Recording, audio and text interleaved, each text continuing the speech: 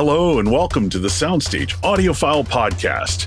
In this second season of the show, host Jorden Guth is joined by a new guest each episode who knows something about hi-fi that Jorden doesn't. And who knows, while he's learning about all of this, you might learn something too. So with no further ado, here's Jorden and this week's guest. Hello and welcome to the Soundstage Audiophile Podcast. Today we're here with Gary Yacoubian and Nick Brown. Gary is the president and Nick is the vice president of marketing at SVS. Gary, did I pronounce your last name correctly? It was really close, Jorden. Let's let it go. Oh, okay. Close. By the end of this, I'll get it right. I mostly go by Gary anyway, so it's all good. Okay. So we'll just leave it at Gary and Nick for the rest of the episode. Maybe I'll try again at the end. But welcome, gentlemen. SVS is a company that I've seen quite a bit over the last few years, and I've heard a couple of the subs and I believe the Pro Wireless speakers. I guess to get started, I'm kind of curious about, actually, maybe before we talk about the company, SVS, let's talk about both of you individually. So, Gary, Nick, how did you guys get into audio? How do you guys get into hi-fi? Well, Gary, I'll go first if you don't mind. You know, my story starts in college. Well, actually, even before college, where my folks had one of those typical 2-channel stereo with the dual tape decks, the record player on top, the AM FM tuner with the little adjustments that you could make to treble and bass. And so, I would just have fun playing with that. And they had a pretty extensive vinyl collection. So there was a lot of Willie Nelson, Jim Croce, classic rock playing in my house. And then when I got to college, my roommate and I stumbled across one of those white vans, those notorious white vans that would sell those big, I guess they were like PA speakers. And we thought we were, king of campus because we had these speakers that were supposedly, $900 to $1,500 a pair that we were scoring for about $200 a piece. So we put them in, and I mean, they were pretty much all mid-range, but we would crank music. And that was sort of my first foray into what I guess you could call hi-fi. And then coming out of school, still carried that music appreciation and ultimately ended up working for a PR agency that represented a number of great brands, including Martin Logan and Krell, Paradigm, a bunch of others, and then ultimately SVS. And of all the clients I ever worked for, I just saw the vision that SVS had. I saw how well put together they were from an operational standpoint, top to bottom. Everything there was just managed in a way that I was like, I could see myself working for them. And that was about 10, 12 years ago. I started with SVS, and it's been a dream ever since. So that's sort of my path to where we are today. And Gary, how about you? How did you get into hi-fi originally? How am I going to top that story? What a good story. I mean, that's awesome. I think I come from a musical family. It's not that unusual. I think many of the people who are in our space are either frustrated musicians or music enthusiasts, or I think in Nick's case, Nick is a music guy, but he's also a movie guy. And I'm the same. Before I could read, I was picking albums out by the cover art and playing them. And, I grew into that guy that, we probably all are at this point, that your friends call you up and ask for recommendations on what they should get. And, from there, I got into specialty audio retailing and then moved to manufacturing. My first job in manufacturing was with Monster and Beats. And so that was a really fascinating journey. You can say what you want to say about Beats, but they entered the headphone category, which was the dominant headphone price point was free with your phone. Yeah. And they entered that category at $300. And whether you want to say, well, it was celebrity marketing or it was this or it was that, the reality was they brought a whole bunch of new people to the idea of great sound. And we saw this possibility when we crafted the version of SVS that you guys are experiencing today. We thought, hey, there's a whole bunch of people. They're your age, Jorden. They're younger. Yeah. They're not my age necessarily. And they love great sound. They go to EDM events, or they go to concerts, or they experience immersive sound in other ways. But there was no one talking to them about they could have immersive, wonderful, convincing sound in their living space. So that was SVS's mission. And that's where that's probably what's brought me here today. And I think that was very, by the way, appealing to Nick, that idea of showing new people the idea that they can have amazing sound in their living space. That's awesome. And this is going to be a very quick side note, but on the subject of Beats, I actually was listening to the Audio Unleashed podcast with Dennis Berger and Brent Butterworth. And Brent was talking about some of the history of Beats. And it was really interesting because essentially he's going at it from the appreciation of like I think it was the OEM or ODM or whatever it was, who basically created a market for these expensive headphones when everything else was like rock bottom declining. So I think that's it's a tangent, I'll say that, but it's a really interesting story in and of itself. Well, if you want to take it to a philosophical place, and this may be a bit of a controversial statement, I believe a lot of the audio industry is premised on the belief that most people don't care about great sound. And so for that reason, we have to target a very narrow band of humanity, the quote unquote audiophiles. And I think Beats sort of, for whatever it's worth, whether you say they were amazing headphones or they weren't, they engaged a whole vast swath of humanity in the idea that there is better sound than what comes free with your phone. And, I think that's an extremely important, moment in time when that happened. Yeah, it's absolutely incredible. Now, I'm going to switch a little bit to SVS because I don't really know a lot about how SVS came to be. I know you guys were founded in the United States. You're based out of the United States in Ohio. But what's kind of that story? Like, how did SVS get created? What was the problem it was looking to solve? Well, before I got to SVS, about 12 years ago. Nick came a little after that. I would say that the original people that were there felt that quote unquote retail, quote unquote speaker branded subwoofers, they were strictly a subwoofer company at that time, were overpriced and underperforming. And they created a narrative that, hey, we're going to build these really amazing subwoofers in essentially a garage and sell them direct to people, cut out the middleman, the old story, and bring extreme bass experiences to price ranges where they weren't available before.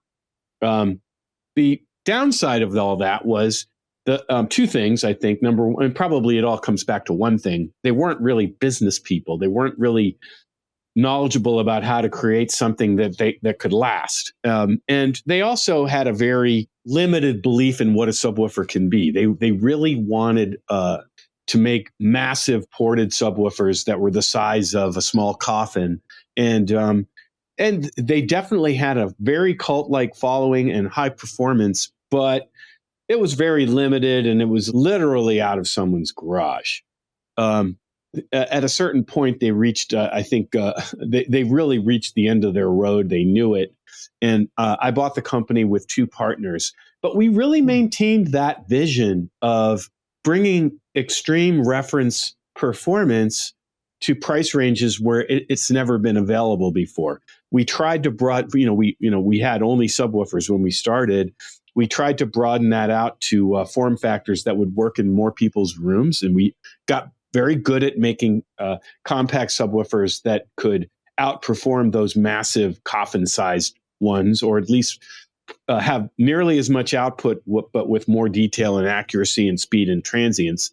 And then we layered onto that a similar vision to speakers, high performance, convincing, immersive sound from speakers, whether used for home theater or two-channel, and just bringing performance that wasn't normally available in the price ranges where we lived.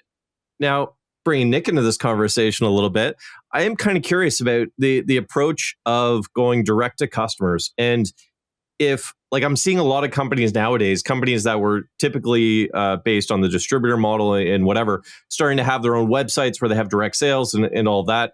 I guess, generally speaking, do you think direct to customers is getting you the same audience, or is it a completely different audience than if you were to go to the distributor model? Well, just for the record, and then I will pass it to Nick. Yeah, something like 3/4 of our business is through partners at this point. So okay, we do have a direct business, And that is one of the ways we created so much energy around the brand. But we're also in the premier audio retailers all over the country and the world. And I can pass that to Nick because he's very, very in touch with that. Yeah, I think there's always going to be some level of crossover between the customers who are shopping online versus going into these retail. Some people need to hear something in person. And part of what we're trying to do is cultivate a total ownership experience, whether you're going into one of these retailers or you want to take advantage of, the 45-day in-home trial that we offer.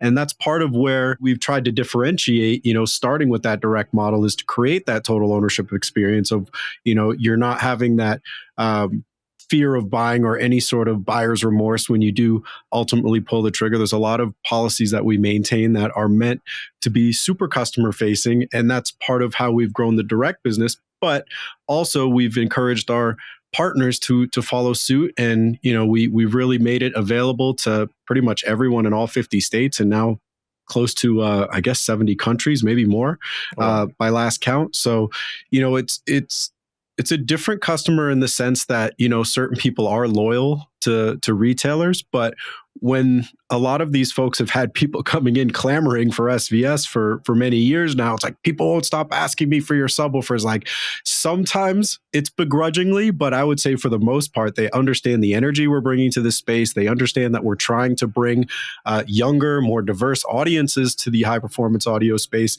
And so there's a real appreciation for that. And, CEDIA this year was definitely one of the crowning moments, I think, of my career, and seeing just the kind of energy that we were able to bring to that show and sort of leverage off of. So, they're all sort of intertwined, but we look at it as we're going to fight for our brand. We're not competing necessarily with the brands on the floor at CES or CEDIA. We're competing with the people, like Gary said, who haven't done the math that they can have these experiences in their home. And that's really the challenge we put to ourselves, is what can we do to raise the bar and elevate so more people aspire to want to own, great audio products.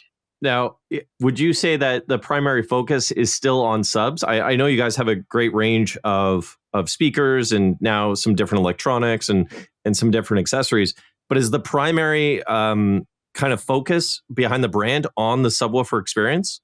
Definitely not. But what I would say is we're very uncontroversially the number one subwoofer brand in the world.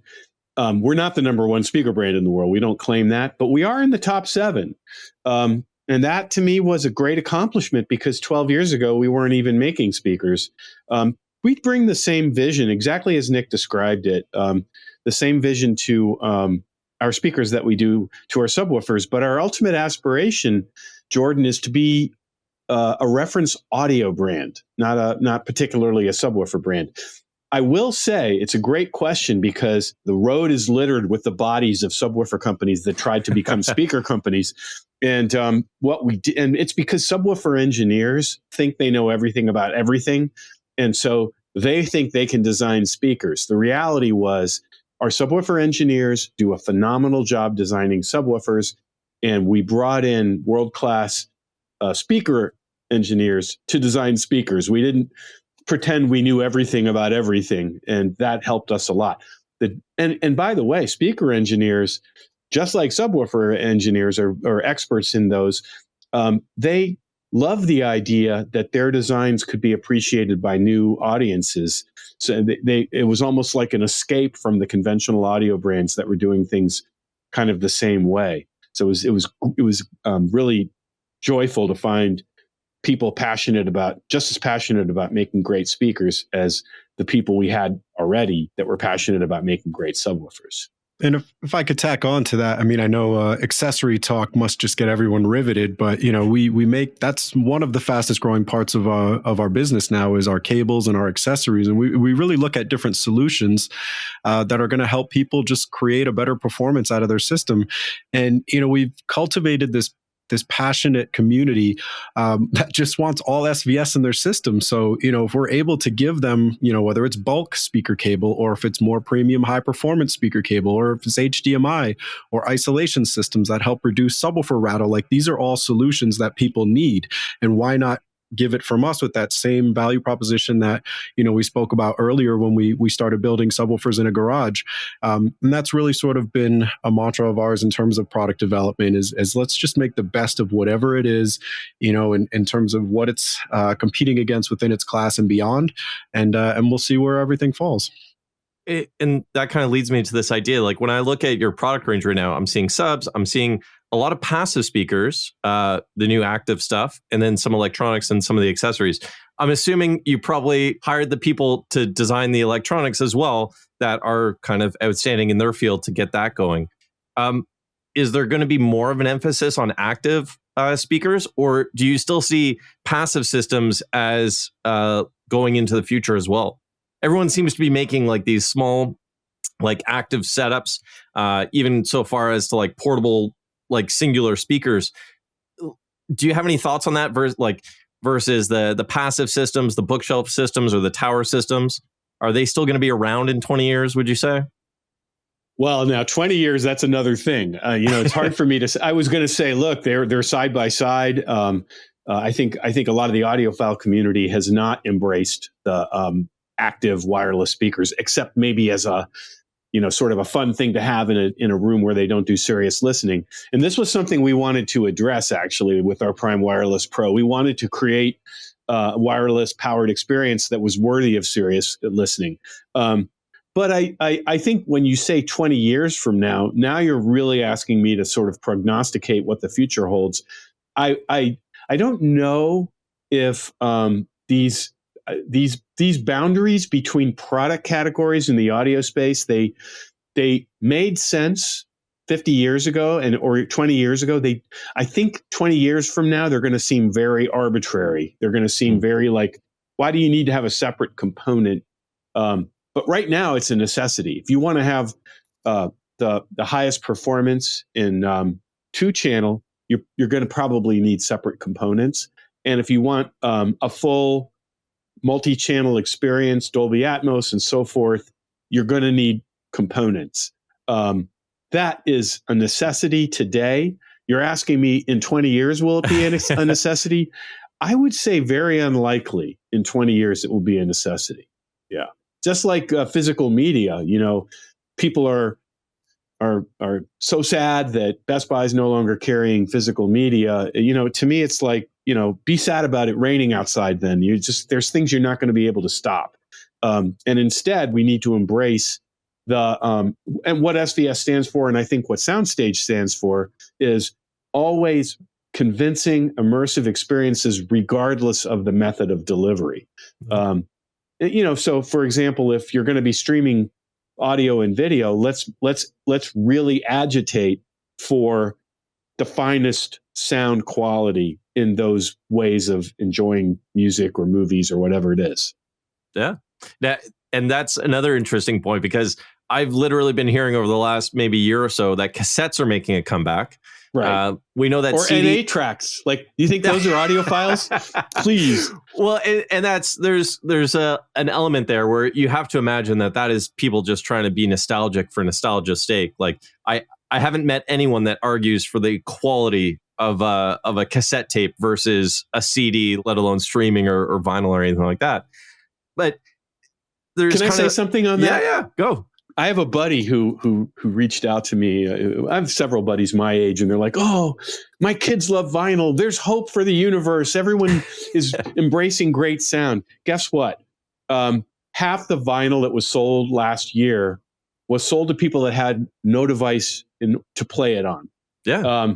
So I think you're 100% right. It's a sort of an accessory of sorts to your fandom of whoever it is. Probably someone with, every Zoom for the last 3 weeks has involved Taylor Swift, so we might as well bring her up here. Yeah. I think does she have a record? Does she have a vinyl? She does multicolored vinyl releases. So if you're a true Swiftie, you might buy 10 different colors of her release. No way. Yeah, and you don't necessarily need a record player to play them, because that's not why you bought them. It sits on a shelf and looks pretty. Yeah. This, I mean, I could go on for hours on that topic, because I find it so fascinating how much conversation there is around the delivery medium. Not necessarily the the end product, not necessarily the music per se, but it's like vinyl versus analog, Right. or vinyl versus CD versus streaming. Do you find that the customers that you attract are into 2-channel analog systems? Are they more into home theater stuff? Like, I think it's half and half. Nick, that's a good one for you to take. And you could also talk about your concept of the modern audiophile. Yeah, absolutely. I mean, I think another reason I was so attracted to SVS is that they have this sort of diverse base of listeners. And, I think we do these live events and we get to interact face to face with a lot of them. And what strikes me a lot is how, again, diverse their tastes are. We have some folks who are, they'll have a system in one room that's for 2-channel and listening to music, whatever their taste might be. But then they'll also have a smaller, compact home theater system for gaming and just for watching Blu-rays and movies. And to me, that's the kind of person that we really need to, cultivate as someone who can be sort of a third-party spokesman for the industry, because it's a person who appreciates, first and foremost, great sound. And yet they understand that, listening in 2-channel to certain types of music just brings out the best in it. Yet, taking off the cheap headphones that you're typically using to play video games on and unleashing your 5.1.2 system with Atmos and with, a subwoofer really gives you that sort of tactile, visceral experience that you just don't get from a pair of earphones. And so, I think when we talk about who is our customer or who is the person who's really embracing SVS, it kind of spans all of that. And what we've tried to do is take that mentality. I put a tag on it that I call the modern audiophile, because we don't want to have it limited to this narrow bandwidth of humanity that, unless you're willing to spend this much, or unless you're willing to, embrace these certain brands, you're not considered an audiophile. We want it to be as broad a definition as possible that's rooted more in your appreciation for great sound, whatever your tastes might be. And then on top of that, what we really preach at these events is, this can be a social hobby. I think there's sort of this stigma with just the term audiophile, where it's like you're sitting alone in the sweet spot. God forbid anyone touches the dials or settings and completely throws out of whack your system. I do advocate don't touch my system, but you can have it be a social and listening experience where, you're letting people come. You're engaging them based on content that they're passionate about. You're showing them specific content that you're passionate about that brings out the best in, say, your center channel or your subwoofer or your height effect speakers, a true Dolby Atmos experience. And I think all of those things, from our perspective, just help this hobby flourish and grow and bring more and younger people specifically into it. And so, I don't want to say that it's any one person, but I would say there's multi-millionaires who embrace some of our high-end subwoofers. And then there's people who save up for months and months, paycheck to paycheck to buy, what is our least expensive subwoofer. So, that's really gratifying that we're able to sort of serve both of those worlds in a way that, makes them both super happy and meets all their audio needs. Awesome. Thank you, Nick. What we're going to do is we're going to take a quick little break. And then when we come back, we'll dig into a little bit more about the engagement that you have with your customers. Be back in just a moment.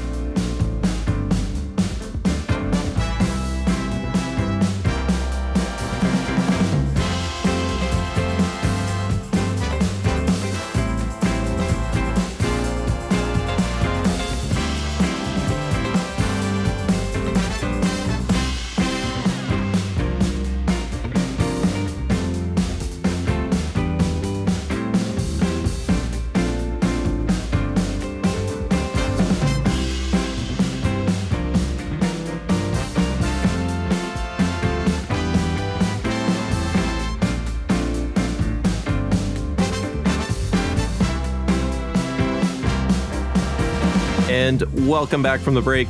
Now, one thing that I get the sense of from SVS, and this was actually mentioned to me by Doug Schneider, founder of Soundstage, before this podcast, was the huge amount of engagement that SVS has directly with their customers. And Nick, everything that you were just saying, kind of, you had little hints of that throughout. And I just wanted to kind of ask, was this from the get-go something that SVS really kind of pushed, that engagement with their customers? Or is this something that you guys had to learn and kind of work on to kind of foster that direct communication with the folks that purchase your products? That's a great question. And, where I started from really, was a place that embraced social media. And I feel like our industry as a whole was very slow to adopt sort of the direct interface that social media gives you with your community. And so, from very early on, SVS was all about showcasing systems from real owners, telling their stories, allowing them to be sort of pseudo, and I won't say spokespeople because that almost makes it seem like a marketing relationship, which it really wasn't. It's more about letting their passion and joy of ownership shine through. And, we're not so full of ourselves where we want to just sit on this ivory tower and say, when you listen to SVS, you're hearing the voice of God. It's like, no, let's let the people who are, watching a Blu-ray or streaming high-res music, let's let them tell us about their experience, and then we'll broadcast that out, because to me, that's much more compelling than us telling you how great our products sound. And so from that perspective, it was something that, I think snowballed in the sense that we were really the only ones doing that sort of direct storytelling with some of the owners of our products. And then you share photographs, and that creates questions about certain setups. Why did you choose this gear? And then I think the other side of this is how much emphasis we put on our customer support. And we call them the sound experts. And so a lot of what we're trying to do is also educate people and sort of demystify and take some of the notion that this is confusing and you have to have X amount of budget, or you have to have a degree to wire this system together and get all the settings set up correctly. So all of those things sort of play off together, that sort of sense of infotainment where you're able to tell a story, you're able to educate people, but then you're also able to kind of show the passion and the enjoyment that people get out of just listening to a great system. So I think all those things sort of came together in a way that really has just served us really well and allowed our what I guess you could call it marketing, but for me, it's just, again, sharing experiences. I mean, I would call that our DNA more than just marketing. I mean, it is, Nick is VP of marketing, but reality is he's helping, steer the total vision of the company. And reality is, our roots are, as you pointed out, Jorden, direct engagement of humans to our brand. Because we had no other way of doing it. We didn't have retailers that would do it for us. So we did it ourselves. And, why wouldn't we be customer facing? I never understand brands that aren't. But one of the challenges I will make with somebody who doesn't know me or doesn't know SVS, and I'll do it with you, Jorden, think of your favorite speaker brand, and after the show, go on their website and see if you can figure out how to talk to them. Because in most cases, not all, but I'm going to say more than 90%, you will not be able to figure out how the heck to actually talk to them and have a conversation and engage with them. And to me, what a huge miss. It's kind of weird that our differentiating strategy is to be customer facing. You would think that would be normal, but it's a little bit abnormal. Generally speaking, the way that I feel about getting into hi-fi is that there is kind of these barriers to entry. And part of it is money. When you look at some of the systems where like some of them are just so astronomically out of a reasonable price range that it's just not reasonable to get in. It's like putting a Ferrari on the wall and knowing that someday you'd love to own one, but chances are you probably won't, or the average person won't. So there's the money cost entry. But Gary, you kind of also mentioned this a little bit, where there's also like a knowledge cost entry. So getting into audio, you start hearing all these crazy terms. You start looking at electronics and like Ohm's law and all these other like very technical things. And one thing that was pointed out by our producer, Dennis, was that SVS puts a huge amount of emphasis on the education side of things. And yeah, because it's not just technical things, Jorden. It's also nonsense. And if you don't believe the nonsense, then you just can't hear. That's the audiophile narrative. Oh, you didn't hear the difference? I won't name what the thing is, whatever it is. Oh, you didn't hear network the difference? Switches. Well, I can rip on network switches. There you go. Oh yeah, there's an $1,100 Ethernet cable. Okay, okay then. But Jorden, you didn't hear the difference of the $1,100 Ethernet cable, then you just can't hear. So you're not qualified as an audiophile. So we actually, we've been doing this a long time. Nobody can say to the seasoned people that are in our company that they don't know what they're not audiophiles. They don't know what they're talking about. So we do try to destroy some of the nonsense that is out there in the audiophile community, and I think it does help people to trust their ears and believe in common sense. And although and I don't think we alienate the audiophile community, by the way. I think for the most part we are embraced by the audiophile community, but we also, because we take this approach as you described, we engage just normal people to the idea of great sound. But do you find that attracts new customers, or do you find that kind of gives existing customers the ability to continue to purchase within your product line, or can step up to new things? I think Nick can answer this, but I'll say one thing. We are a source of information for people that may never buy from us. That's kind of what I was getting at. And that's totally fine. We are all about embracing great sound. We actively don't do infomercials, for lack of a better way of putting it. We try to put good knowledge out there. And if our stuff isn't the perfect choice for that person, they can discover that by exploring our site and exploring the ways we deliver information. And they may actually discover there's a better alternative for them than SVS. Yeah, I would agree with everything you just said there, and add to the fact that, because we are so tightly woven together, from a marketing standpoint and with our support team, we look for opportunities to educate people. And we take some of those FAQs that are constantly coming in about, can I match this subwoofer with this speaker, to the point that we've actually built a tool on our site, which we call our, ready for it, subwoofer matching tool. And, we're talking like 11,000 different brands and models of speakers here. You go on there, you enter your brand and model. It takes a set of parameters into account, and then it will recommend 3 different SVS subwoofer options, as well as the proper settings to make it sound its best. And this is something that, was built early on, and we've continued to update it because it's such a valuable tool for people who just, I've never bought a subwoofer. Where do I start? And it's not, it's not the scripture. It's not like this or nothing. But it does give people a little bit more confidence that, this is an option for me. This is what I should, continue researching. So there's one tool right there that was developed solely based on the idea that you don't necessarily have to own SVS speakers. In fact, we understand that the majority of you probably won't own SVS speakers, but subwoofers are a different animal. There's always going to be an SVS subwoofer to match with any brand or model of speaker. And that's what really, that's how that subwoofer matching tool was born.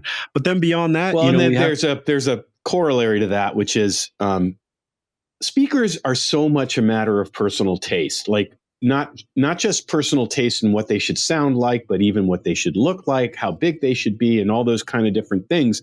That's one reason why there's a gajillion speaker companies, and it's a very fragmented space. But a subwoofer is different. A subwoofer is a very objective decision. And subwoofers don't have voicing per se the way speakers do. So a good subwoofer needs to do 5 things really, really well. And if it does those 5 things well, I can rattle them off if you want. I would love to. Yeah, I have my pen ready. I'm going to rattle them off for you. But if it does these 5 things really well, then it's going to be the perfect match for the speakers. The 5 things are, number 1, low frequency extension, meaning extension beneath the threshold of audibility. That seems obvious, but most subwoofers in our price ranges don't do it. They exaggerate mid bass because they can't deliver the deepest bass beneath the threshold of audibility. Number 2, they need to do it at whatever sound pressure level, whatever volume the user wants.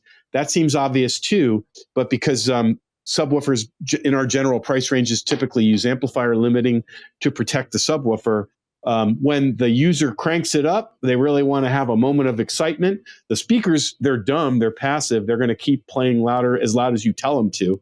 The subwoofer, however, the limiting will kick in, and all of a sudden, where did the bass go? Third, they need to have accurate frequency response, meaning deliver the frequencies in the exact proportion that was there in the source. And then fourth, and this is an SVS hallmark, speed and transience. The subwoofer needs to be able to correspond to the movements in music or movies and move on a dime so that the pluck of a cello or the slamming of a door in a movie sounds like the real thing. Finally, the subwoofer needs to seamlessly integrate with the full range speakers because you don't want to listen to speakers in subwoofer. You want to listen to a total, convincing, immersive experience. And our subwoofers have our subwoofer control app, which has been lauded by lots of folks in our space because you can granularly adjust the subwoofer to match the full range speakers and create a seamless experience. Now, if it does those 5 things well, it's going to be a perfect match for any brand or model of speakers. You know, I think subwoofers got a bad name with the audiophile community because I think, you know, in the early days of subwoofers, they did more harm than good. They did deliver bass that the full range speakers were unable to deliver. That's good. Just muddy and kind of mixed in there. Yeah, they muddied up the sound and they did other things that were deleterious to the listening experience. So, but at this point, SVS subwoofers, and we're not the only ones, but the really finest subwoofers can keep up with the full range speakers of pretty much any quality. And now they're completing the sound experience. They're showing undertones in bass. They're showing things that the full range speakers, even some of the most expensive full range speakers, are not capable of delivering. So I guess one kind of question that I just have that's kind of burning in my head. So we talked a little bit about how you have the direct engagement with customers and you have a lot of the learning content out there and you have the different tools available. What other stuff do you do? Or there was some mention, I think, Nick, that you were saying like in-person meetups and stuff like that. Is that particular to Ohio where you guys are based, or is that is that kind of centered around the show schedules and all that? Or how local do you get with that education and that meetup stuff? Or is that more kind of widely distributed to kind of engage with different customers? So this really started pre-COVID. We were doing these dealer events where we'd go to retailers throughout the country. We would set up systems. Sometimes it would be around a product launch, but sometimes it would just be around, let's have some fun and bring some boots into the store and show our retail partners how much energy we can bring to them. And it was phenomenal. Like, we were shocked at how many people were showing up. It was, well, maybe not shocked, but we were just so pleasantly happy, surprised. And, just like it was sort of mind blowing to see the level of turnout that we were able to generate, to the point that, these became events with, full on catering. And, we would sort of have this introductory session for about 30 minutes where we talk a little bit about the brand, intersperse a couple demos, let people do a little Q&A. And we just felt so much gratitude from people who were like, I don't know of another brand who would ever do something like this, even outside of the audio industry, that I'd actually want to show up for. And then, of course, we do a couple giveaways too, which is always nice to have some people leave with some door prizes. But we're getting hundreds of people at these stores. So it was great for the relationships with some of our partners to see that. They would write some business. And it was more about the engagement with our community, though. These were never like, 50% off sales if you come in today only. This was all about the content, sharing a little bit of our stories, letting fellow audiophiles and home theater fans hang out together, make some friendships. But I don't know, Gary, what have we hit? Like 40 states now, 30, 40 states, I think, since we started doing these. And it is interesting that we're like one of the few that does this or anything like this. And yet these are audio products, and to be appreciated, they need to be experienced in the same physical space. You would think more people would think about doing this, but we definitely are. And we don't make it, and Nick can testify to this. If anyone's been to our events, they're rarely that much about SVS in particular. They're more about having great sound in your living space, having great sound in your life, and how to get there. Which a lot of people just don't know. They don't realize how easy it is. And so we try to break down those barriers. And then Jorden, COVID hit and we started doing them virtually. We started what's called our audiophile happy hour. And just last week we did our 70th audiophile happy hour. Wow. And it's a lot of a similar theme. We'll have just me, Gary, our director of technology, Ed Mullen, and our national training manager, Larry, just sort of riffing on what we've been listening to, music, movies. We do what's called our lightning round Q&A, which is all about technical questions and, people asking about settings on their AV receiver or which products to match with which, or where should I place this Atmos speaker, and just again providing that I guess I could call it external support, where again we're trying to not do an infomercial, try to educate people, give a little bit of knowledge. And there was just so much gratitude for that as well, that we continue doing them post-COVID, to the point that, again, we've hit the 70th episode, and, we've had some phenomenal guests like DJ Jazzy Jeff, who is a PB16 Ultra owner. We've had a Major League Baseball pitcher. We've had other musicians and producers from the Hollywood, production world. So for me, these are some of the great joys that I take, out of, I'll call it doing my job, but it's like, I just love pulling people's passion out when they start talking about sound, and we call it geeking out, because it's like you're just sort of those worlds converging between work and passion. And, we really just try to have a good experience for people and share some knowledge and have our own fun at the same time. Yeah, I love that. And I think it's an interesting take on marketing. I'm completely fascinated by the hi-fi marketing space, because there is so much variance in how people market in this industry. And a lot of it I find is stuck in some old ways.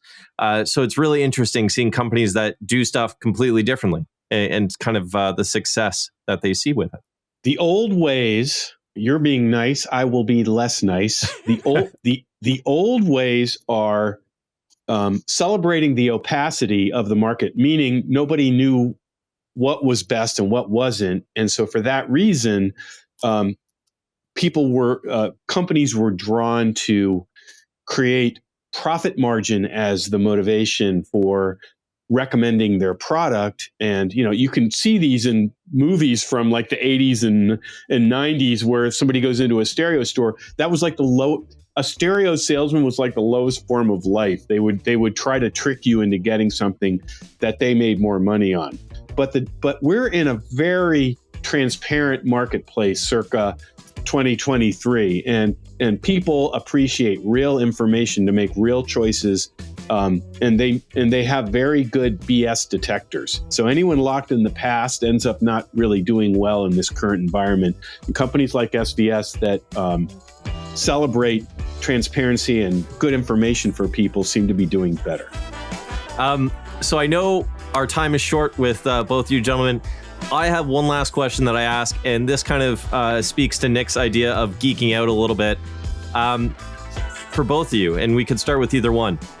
If you guys had to kind of give me a song or a collection of songs that would be your soundtrack to your life, your daily plays, or something that you listen to for pure enjoyment, what would they be?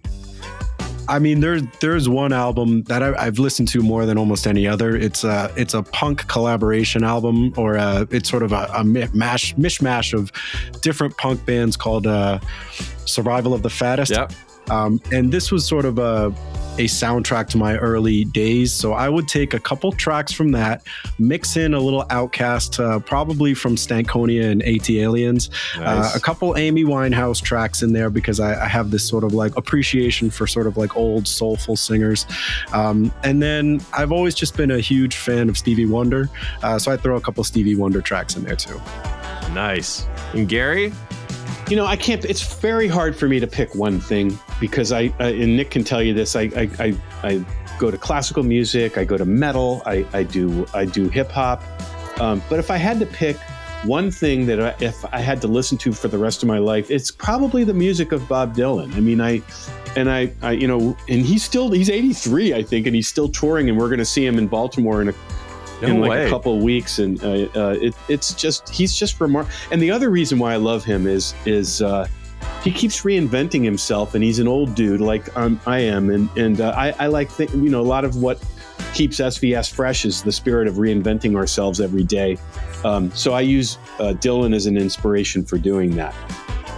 definitely some great tracks. And I'm not gonna lie, part of that question is my own curiosity, and the other part is very selfish. I take all of these and then I add them to my playlist so that I have new, fresh music in my playlist every time we get a new guest on. So I appreciate both of you guys for jumping on and adding to my playlist. Awesome. My pleasure. I'll email you some deeper cuts too, Jorden, because I have some other ones that I wasn't sure if I wanted to reveal here live on air.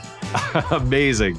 Thank you, gentlemen, both of you, for coming on, and look forward to chatting again in the future. Anytime. Our pleasure, Jorden. Thank you. This has been fun, Jorden. Thank you for making us feel so welcomed. All the best.